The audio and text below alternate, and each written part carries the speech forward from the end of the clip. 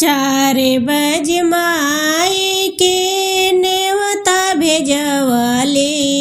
4 बज माई के नेवता भेजवली। आवे में कैलू काहे देर रे माई। आवे में कैलू काहे देर रे माई। माई के आवे खातिर रहिया सजवली। माई के आवे खातिर रहिया सजवली।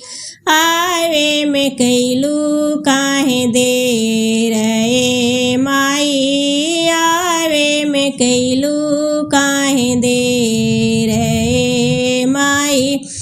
चरण पखारे खातिर जलवा मंगवली।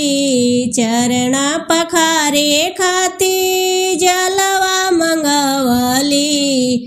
आवे में कैलू काहे देर रे माई। आवे में कैलू काहे देर रे माई।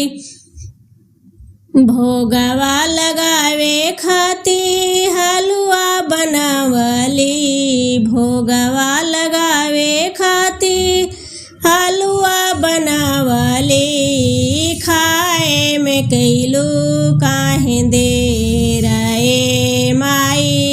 खाए में कैलू काहे देर रे माई। माई के सोए खातिर सेजिया लगवली। माई के सोए खातिर सेजिया लगवली। सोए में कैलू काहे देर रे माई। सोए में कैलू काहे देर रे माई। 4 बज माई के नेवता भेजवली। 4 बज माई के नेवता भेजवली। आवे में कैलू काहे देर रे माई। आवे में कैलू काहे देर रे माई।